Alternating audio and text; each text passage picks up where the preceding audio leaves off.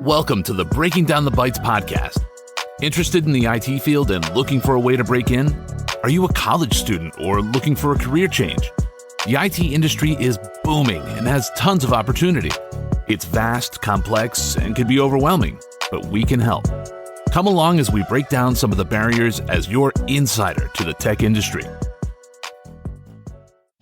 Hey everybody, welcome back to this week's edition of Breaking Down the Bytes. Brand new episode as usual every Tuesday. Here we are. I'm your host, Pat. You can find me on Twitter at Layer8Packet. That's the number 8. Kyle's riding shotgun as always. He is on Twitter as well, Daneth256. You can find the show on Twitter at Breaking Bytes Pod. We're pretty active on Twitter and all of our social media, so come say hello. All of our links will be in the show notes, so definitely come say hello. We love chatting with everybody. So we are back for another week. Kyle, what's up, man? How you doing? Yeah, day closer to the weekend. Getting excited, you know? That's right. That's how we roll. Yep. Record on a Thursday, release on a Tuesday. So right now it is Thursday the 29th. You guys will hear this Tuesday the 4th, which just happens to be my birthday, by the way. Woo! I'm a 10-4 guy. Oh, wow. I'll be the big 3-7 this year. Look out. Wow. It's like the just most, a baby. I know. It's like the most unassuming number ever. You're just like, ah. And like, it's so weird because after a certain age, you have to like calculate in your head how old you're going to be because they just stop meaning things. It's just like, birthdays don't mean much anymore. You have to like how old am I going to be this year? Oh my God. You'll be able to sign up for AARP soon. I know. That's it. I'll be riding the bus for free. Look out. Eating on the discount menu at Perkins. That's right. Got to go before 4:00. Early bird special event. So everybody, welcome to another episode. This is going to be a good one, I think. We've had a couple requests for this one as well. Last week we did the imposter syndrome, which I thought was really good. We've gotten some really good feedback on that. So if you have not listened to that, go and do that right after this episode. Just keep them going. Just keep them playing. Whatever podcast app you do, it just keeps on playing. That's us. Yep. Just keep on listening. Now, this week we're going to talk about good stuff, some juicy stuff, some salary issues, or I should say issues. They're salary discussions, if you will. We've had a good couple weeks run, and then we've had somebody. There was a few people that actually requested this one, so we're gonna try to do it with some justice and rock and roll here. But for a person who has switched jobs as many times as I have, right? So, some days I'm proud of that. Some days I'm really not. But I don't necessarily like salary discussions. I definitely know the salary or the salary range going into a job, and that affects if I even apply for the job, right? It's like, all right, well, the salary is not in my range, then see ya. I just keep scrolling, keep thumbing through it. You know, and I've negotiated a few times. I don't know, maybe it's just today's age and I'm a little bit in the old school, but like I never really gave a second thought to actually like negotiating a salary when I was first starting out. Like I just thought like, okay, the number is what it is, and there's like no wiggle room to that. Come to find out, there is wiggle room in certain situations, right? And it may not be from a dollar perspective, right? Say, okay, look, you know, I'm just going to use round numbers. Okay, the job posting was, you know, for 50,000, and you're like, well, you know, but you may negotiate other things like, you know, extra vacation, personal time, or, you know, whatever. I've even seen some places do like, you know, volunteer days and, you know, things of that nature. So it's definitely, you know, always, you know, money is good, right? Money makes the world go round. We get it. But if they're hard, fast on a number and there's not a whole lot of wiggle room there, there are some other things that you can negotiate with as far as part of your total compensation. Because you got to look at the total compensation, right? Like we said, money goes a long way, right? That's what everybody benchmarks their, you know, their obviously their livelihood around. And, you know, some even brag to their friends of, you know, look how much money I make, you know, kind of thing. But you got to look at the total package, right? So your health insurance and, like I said, time off, you know, PTO and things of that nature. You know, and I've even had places that have unlimited PTO, which is kind of it's a weird thing to me. Like you just have unlimited PTO, but in most aspects, like it's not really unlimited. It's more of like, here, we say we have unlimited, but then we like shame or guilt you if you actually take advantage of that. Right. So it's really not unlimited. Yeah, that sort of thing. So so we're just going to try to do some justice and see what we can come up with here. There's a couple of bullet points that Kyle and I have kind of mapped out, and then we have a couple of resources at the end to really hone in on the salary piece and kind of even the playing field with some of the numbers out there, and obviously depending on where you live and that sort of thing. I think a salary, or just discussing salary, I think is it's a definite mindset, right? You have to get in that frame of mind. Okay, look, it's like a negotiation, right? You want one number, they're trying to get you to a cheaper number, right? In most cases, to a cheaper number. I've actually had a place or two that I thought I was, okay, look, this is a number, and they came in higher, and I was like, okay, rock and roll. Like, so that does happen. Not often, but it does happen. And if it does happen, you're sitting pretty good. So that's it. But yeah, it's definitely a mind frame of, try to sit down and go to battle in that, in that aspect of it,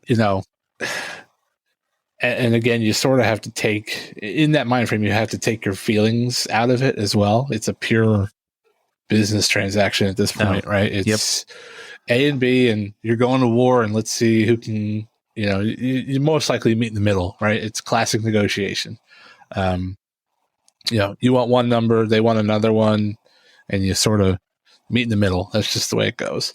But you have to take your feelings out of it, right? You get all worked up about it and let your feelings get in the middle, then you're likely to settle for less than what you wanted for. That's just nature. That's the nature of who we are as people. So you have to kind of, again, feelings out of it, and you focus on what's truly relevant to that, to that conversation, right? So, taking a step back, things of that nature, you're going to ask yourself, look, okay, if they can't come up on number, will you be able to, live with another week of vacation? Like, is the vacation worth it, to you? That sort of thing. In the last couple of places I've been, this is probably the last couple of years, just the way the industry is going, and maybe Kyle, you have the same feelings here, but I rarely ever in the last couple of years had to actually ask for a day off. Like, because it's just the nature of the business that we're in, that we're doing so much after hours, because, change windows and maintenance and things of that nature. Most bosses are just like, just whatever. Like, like if you're going to the beach for like a week, then obviously that's a large block of time that you have to account for. But like a day or, a couple hours, on a Friday to kick out when you did 3 or 4 hours of maintenance on a Wednesday or Thursday night, that's, if you have a good boss, they're not going to bat an eye. Okay? Yeah. Or like you take a Monday off and, they're going to be like, no big deal. And it, goes under the table. So I've had that the last couple of years. I rarely have to ever use PTO in that instance, because you put it in, it evens out in the wash, right? That's just the nature of the business we're in. That's what I was always told. It just comes out in the wash. You stay an extra 4 hours, you go home at lunch one day or something like that, and just everybody's happy. That's it. So that flexibility really goes a long way. That's another thing to think about too. Like, okay, they can't come up on number or, whatever. Like, what's the flexibility look like in that? Is it a stiff and rigid environment? Now you won't be able to tell that until you're sort of in the soup, right? But is it is it stiff and rigid? Is everybody sort of walking on pins and needles? Does everybody have to account for every second of their day? If that's the case, you better be thinking twice about taking that position anyway. So, you didn't hear that from me, but no, I think that's a good one. And then in that same breath of the mind frame, or I should say mindset, if you're established at a place, right? So you're kind of stepping back and looking at it like, okay, look, did you meet your KPIs, right? Your key performances, or any kind of metrics that they've set? Have you met them? Have you exceeded them, right? Do you have any areas that you performed in that you showed improvement in, right? So did you gain any new skills, right? What sort of incentive targets, have you exceeded or hit? That all comes up at salary discussion time too. So, if you're really killing it, rock star at it, and you have it documented that you are, that's that's a hard, that makes your side of the negotiation table easier because now you have proof. Say, okay, look, I did this and this. Here's my metrics. Here's my KPIs.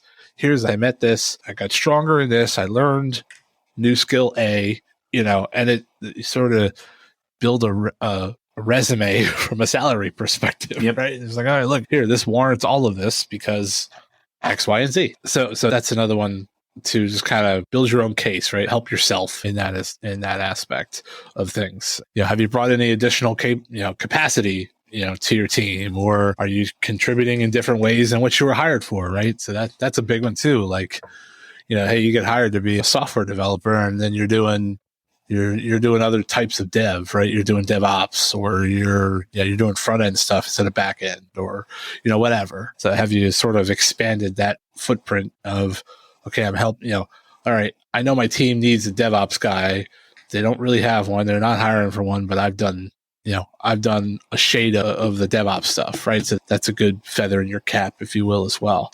So, things of that nature. So, and we talked about this a couple weeks ago, value, right? You bring in value to your company, to your position, right? Have you brought any more value in the last, whatever time frame, 6 months, a year, whatever? Those are all questions that you should be asking. Again, negating the feelings from it, taking the feelings out of it, but those are just some hard, steadfast questions that you should be answering. And then if you can answer them truthfully, and if it looks good, great.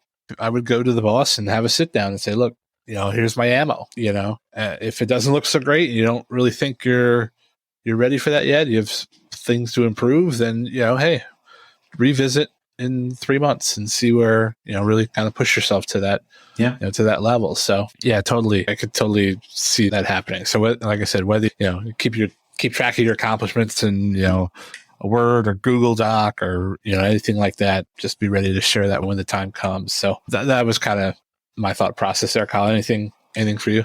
Yeah, I would definitely say the things that you contribute to add value, write them all down, because if somebody asks you on the spot, you're probably not going to be able to list them all off or do that kind of stuff. And they're, you might miss some accomplishments, which then you miss getting that bump or the salary that you're looking for. Yep. Yeah, for sure. Definitely. I write down quite a few things and just say, hey, these are notes for later, or, because it's hard to keep everything in your head. So definitely, write those notes down. Word or Google Doc is obviously popular these days because, it's Google, right? Yeah. So, anything like that. I'm a big proponent of outline style notes. So I do that, quite a bit. So or like a mind map. There's a bunch of, templates out there for mind maps. So you just kind of take like one core idea, then have all these offshoots of, different ideas or something that supports the core idea. So either like an outline or a mind map that typically works, best for me. So you just have to find what works best for you, but definitely write it down. That way you have all your ducks in a row and all your ammo ready for when the salary time comes. And it comes once a year, right? That's just a standard thing in today's business world. Some places do it, January, the beginning of the year, or some places do it at their beginning of their year, like at June or July or whatever their fiscal year is. So I've been in both places. So yeah, just kind of know your environment and give yourself the best chance to really, be the best version of you, right? And get what you came for, right? That's the idea. So the other thing too, kind of the bullet point we have here is, do your homework, right? Know what others in your similar roles are getting paid, right? And there's a bunch of sites out there for that. Glassdoor is one of them. Yep, right. That's a good one. Glassdoor. Kyle, you mentioned Fishbowl. Yeah. I'm not familiar with that one, Kyle. What do we know? You know what that is? Or have you used it, or do you have kind of a little background on that? It's kind of like anonymous. You put in your role kind of deal like that, and it posts, from like the role perspective, not so much like, hey, I work at this company and this is what they're doing to me. So it makes it a little easier for people to kind of react and give you answers, without kind of being, put your name out there and all that kind of stuff. But you can ask questions about salary or, if you're being treated fairly at a workplace or something like that. And, people respond and give you good advice, at least from what I've seen so far. Cool. Yeah. So check out Glassdoor is a good one. I've used that quite a bit. So that kind of gives you a little bit of a touch on salary range. It also gives you a little bit of an insight, something like a peer review site kind of thing of said company. So it kind of gives you a peek into the company culture from various different positions and people that leave reviews. Some are good, some aren't. So you got to take that for what it's worth too, and kind of looking at that. But not every position has has a monetary number salary tied to it, but you can kind of get a range of of what you're worth or what they're kind of what they're going for. So if you're working through a recruiter, is he throwing a higher number at you or a lower number, or but at least have data to back up and say, look, okay, yeah, I did my homework. Other people in this company and with similar roles are getting paid X.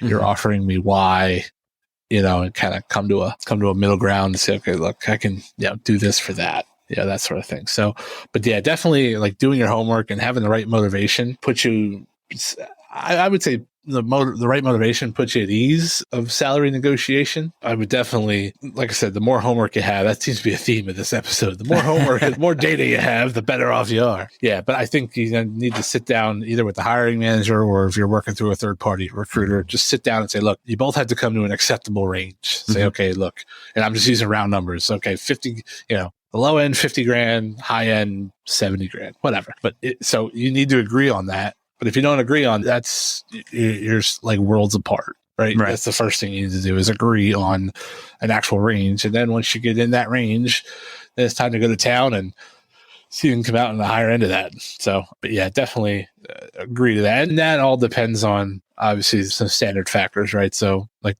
the job market you live in, right? So where you're at in the country, that's going to definitely help. Or I should say that's going to affect what your salary is. I think different verticals as well a factor in that. So,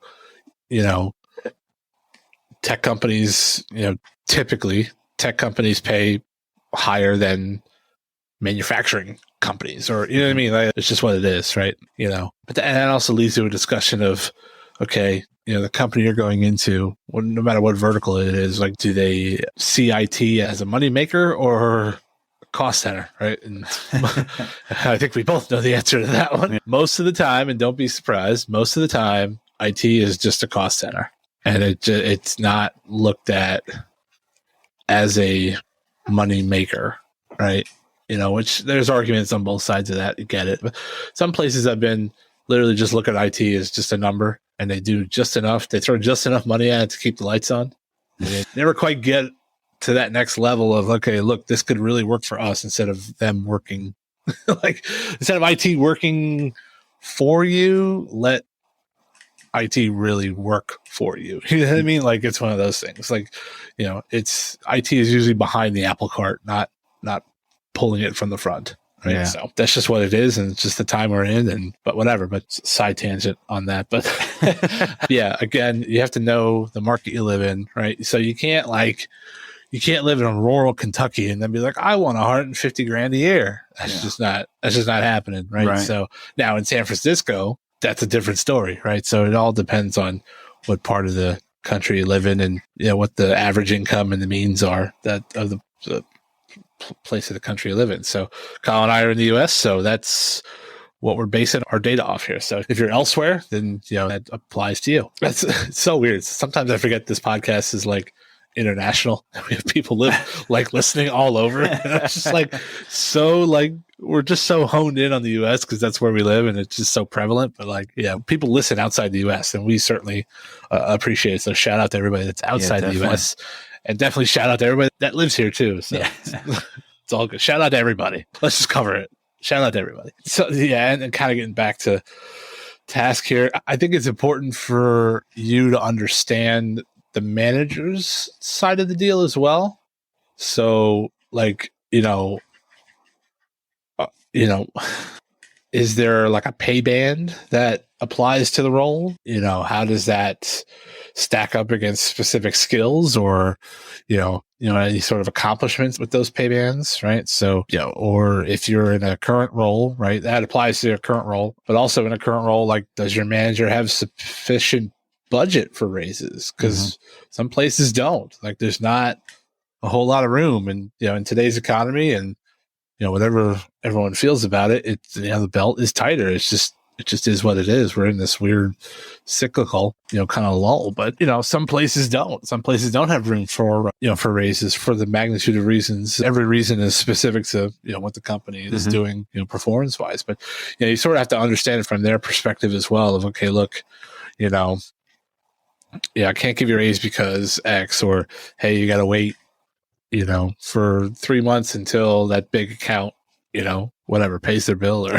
we land a big account or whatever. There's many factors into doing that as well. So trying to come at this from, a new person trying to start, and then also from a person that's there trying to actually go for a raise, but, an established, employee as well. So, and then, also just getting back to, what else are you willing to offer? Or I said, what else are you willing to accept if a pay increase isn't in the cards, right? Total compensation, talked about it before, greater bonuses or incentive payout, right? Again, increased PTO or stock options. And that was, we didn't talk about that before, stock options or, healthcare benefits. If you can, get those for cheaper too, that's important there too. So, there's a multitude of ways to kind of skin this cat, and I guess that was the end of that particular chunk. You have anything there, Kyle? Yeah, I mean, sometimes if you can't get just an actual salary raise and stuff like that, like you said, though, you can get maybe a performance bonus or a one-time kind of, it helps. Yeah. It doesn't hurt, but you also, you could be the victim of starting salary too. Sometimes you just got to get up to speed, because you're just way underpaid because you started at, $35,000 a year or whatever. And you're like getting your raise and your bonus and stuff or whatever, but you're just, never caught up to current wages. No, that's a good point. I didn't think about that before, but it's definitely a good point. I've seen a lot of places where and it happens everywhere, but this happened to me when I was in my very first job in the tech support role.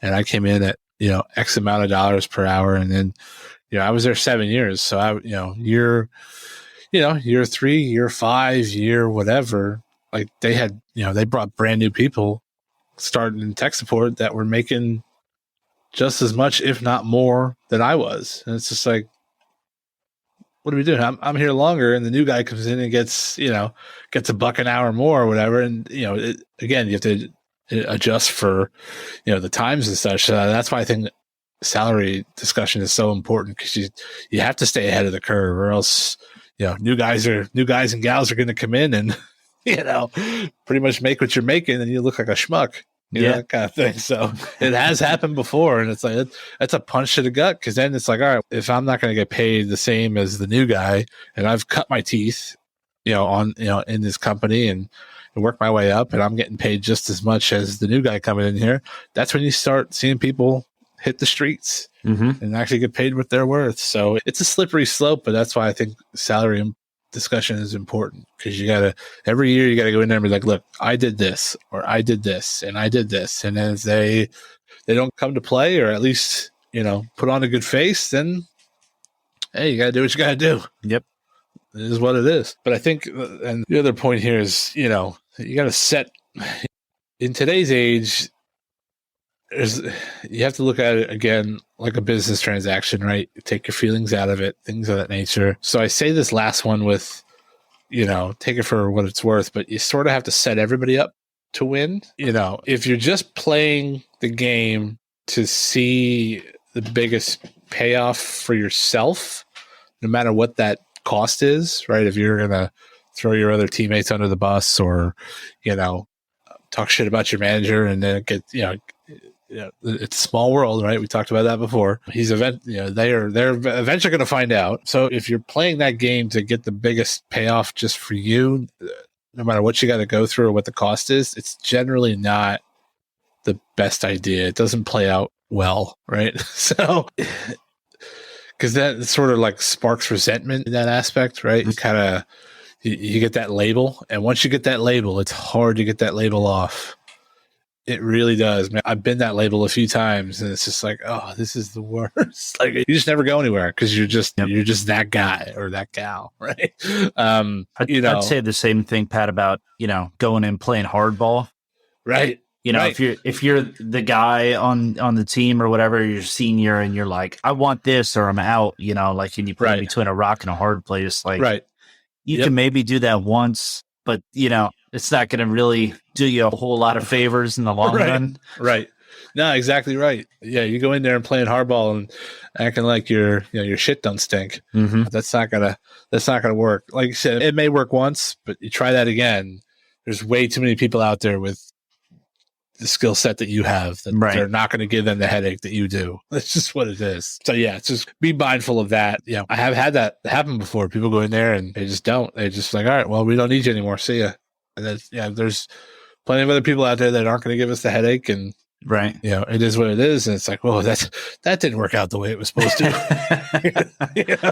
It's like, oh boy, that kind of thing. But I would say don't go in there playing hardball. I would say for most people, you sort of have to find that balance of where everybody wins, right? And that comes back to knowing what kind of position your manager is in.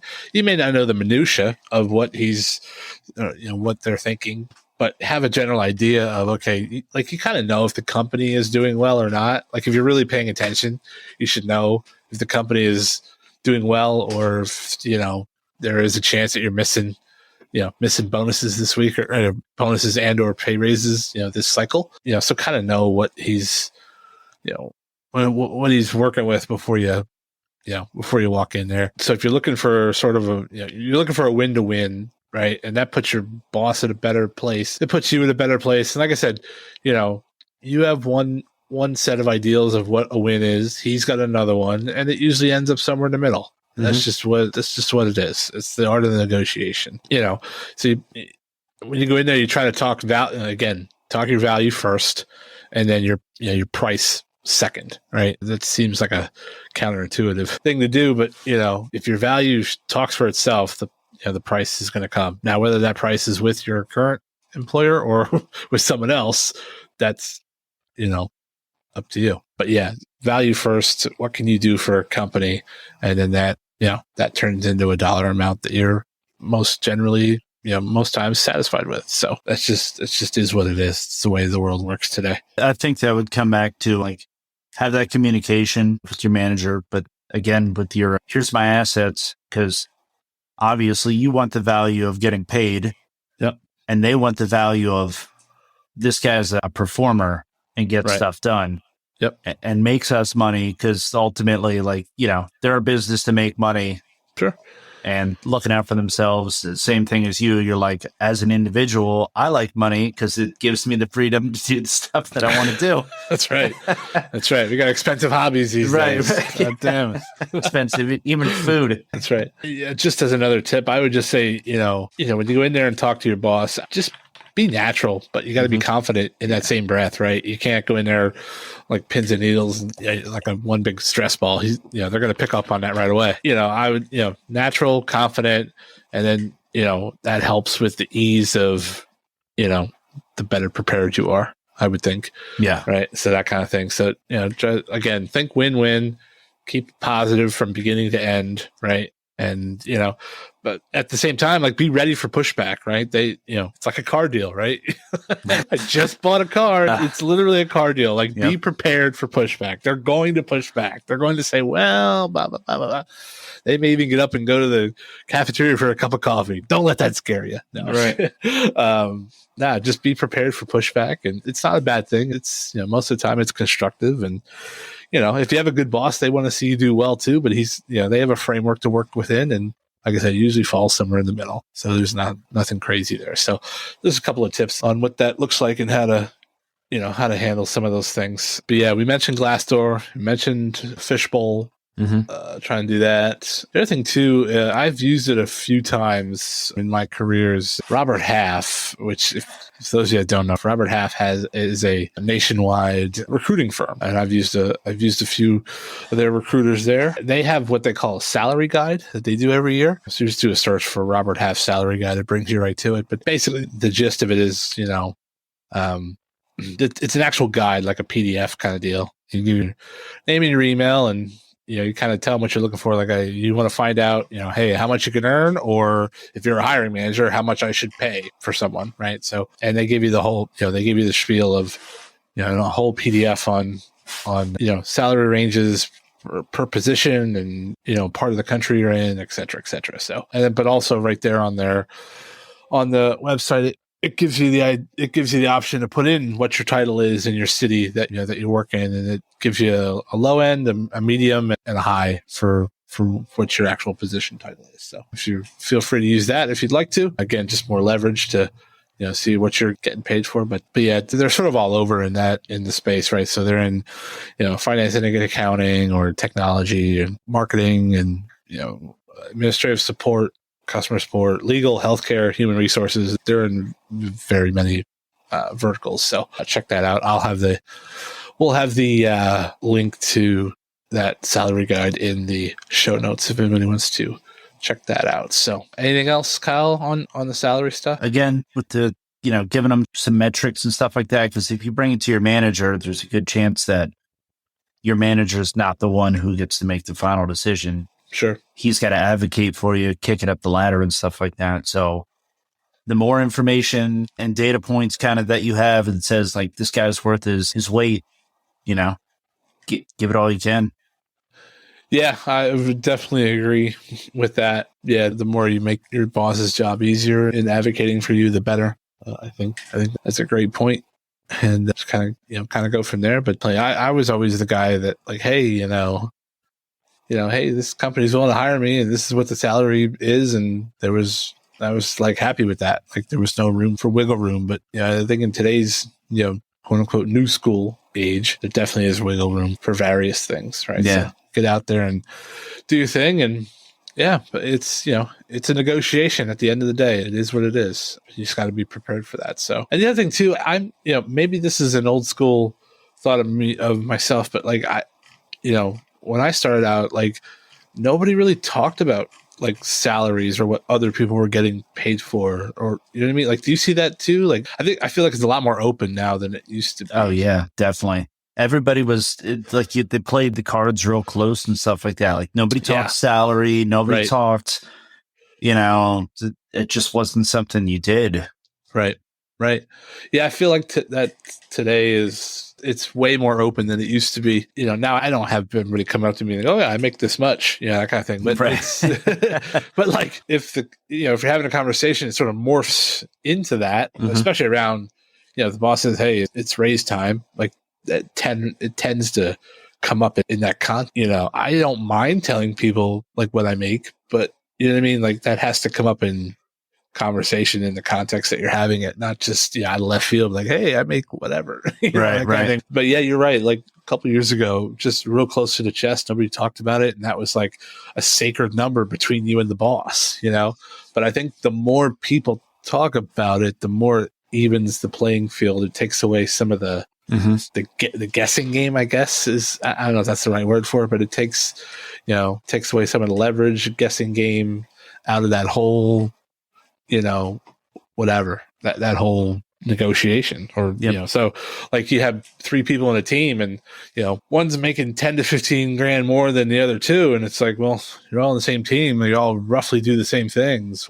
Where's the disparity here? Like, right. What I mean? And years ago, like that never would have even been a thing because nobody talked about it. Now I think it's a little more commonplace to to kind of share some of that, and again, that kind of takes some of the power out of the manager's hands, or even company's hands, and saying, okay, look, we can't get away with this anymore because people know what they make, that kind of thing. So, yeah. But I found that interesting that it's a lot more prevalent in today's world, that people talking about their salaries with other folks than it used to be even 10 years ago.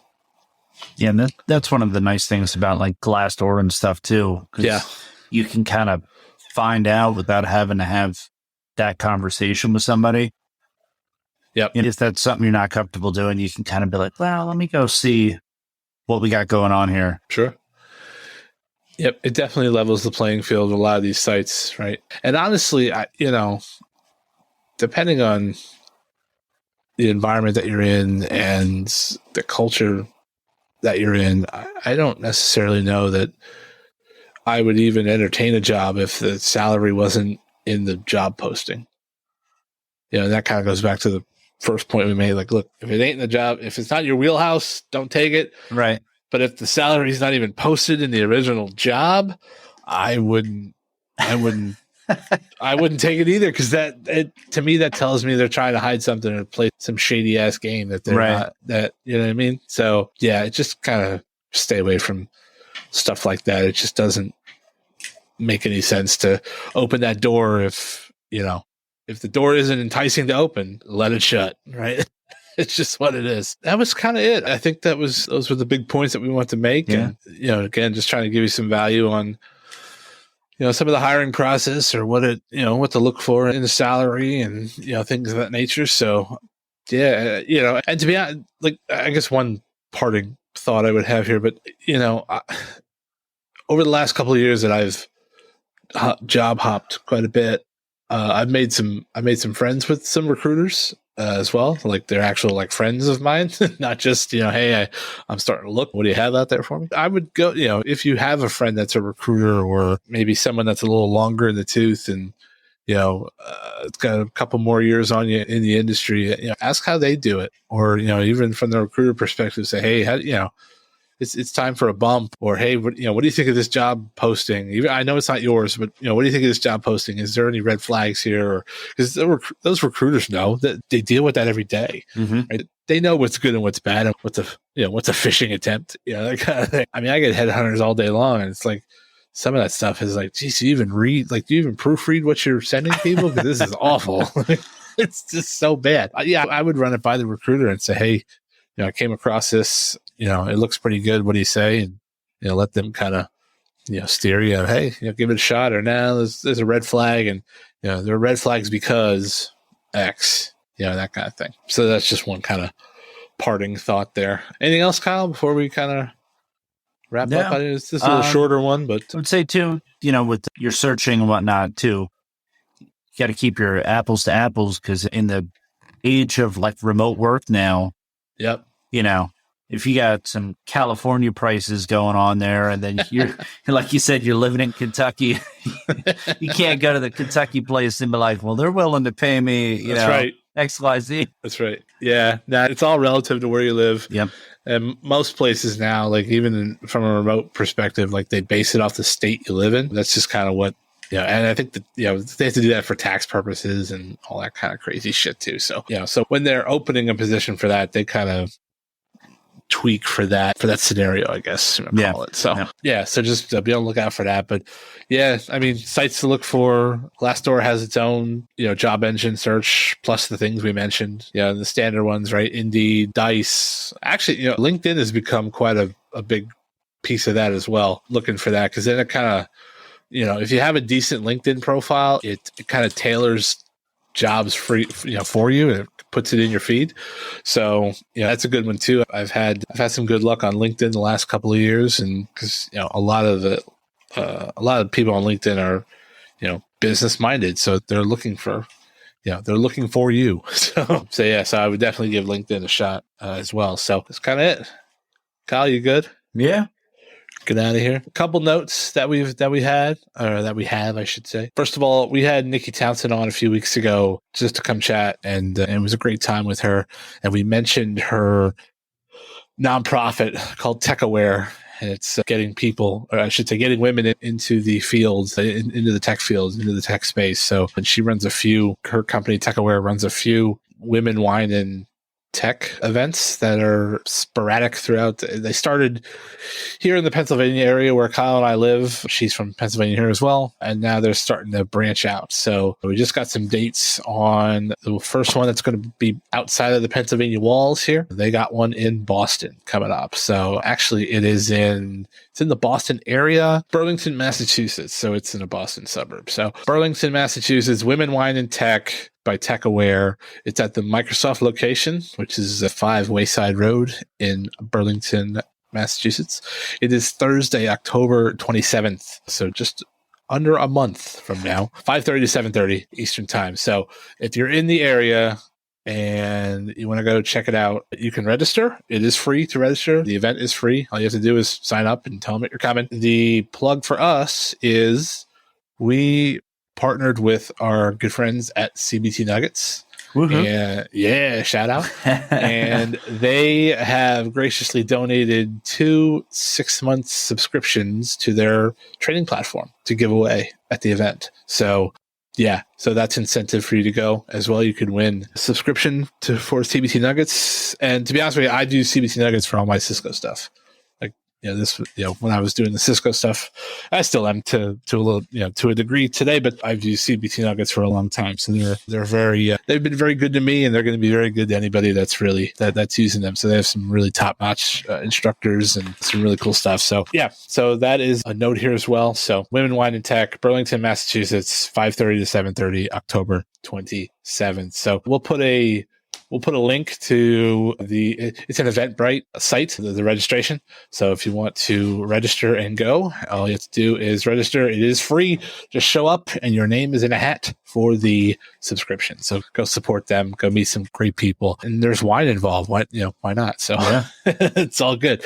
So, and there's a description about the event, on that site. So it'll be good. I think they're doing headshots. So if you need a headshot taken, head there. You can network with other women, career tips and resume building and financial planning. And then of course the wine and all the camaraderie. So go there and hang out. So the link will be in the show notes. So check that out. The other thing too was last year, Dean and I were nominated for the Cisco Champion program that Cisco runs. And basically what Cisco Champion is, it's a community of content creators or heavy hitters in the Cisco space world, whatever you want to call it. We were nominated as a top podcast in Cisco's eyes last year, so very grateful for that. Dean and I have since been inducted, if you will, into the Cisco Champions class of 2022.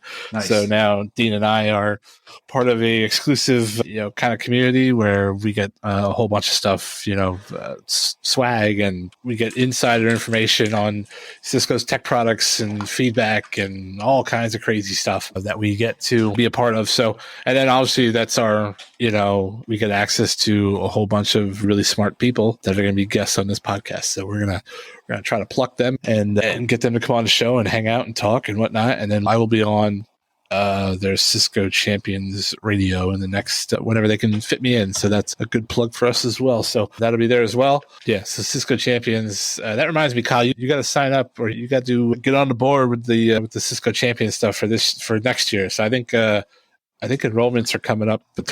2020, I think in the next month or so for next year. So nice. We'll get you on and get you into space and come hang out with us, man. It's a cool club. Oh, get to hang out with the cool kids. That's right. Look out. Yeah, so that's going to be cool too. I think that's it. Those are the two things we want to mention. Again, all this stuff will be in the show notes if you want to take a peek at that. And otherwise, we are going to get out of your hair, you can get back to your day or your night, wherever you're listening from. Appreciate everybody joining this week as usual. Our website's still out there. You can subscribe to the show on your favorite catcher, right? iTunes or Spotify, Google Podcasts, Stitcher, or if you just need an RSS feed, there's one there as well. If you're already in iTunes, which most of you are, throw us a rating. That would be awesome. 5 stars are great, but if you have constructive criticism, we'll take that too. Simply tell a friend, right? That works just as well. That I think sometimes that means a little more if a friend tells you to listen to a podcast. So that would be awesome. Tell a friend. Again, follow us on Twitter. We're on Twitter, Facebook, LinkedIn. We have a Discord server that we have. All that stuff is in the show notes for everybody. We have a survey out there, right? So that's on our website as well. That just helps us tweak the show a little bit, get some feedback from everybody. So yeah, that's it. Another good episode. Kyle, thanks for joining. It's been awesome. Always a pleasure. It's always a pleasure, my friend. We'll see everybody. See everybody next week. So long.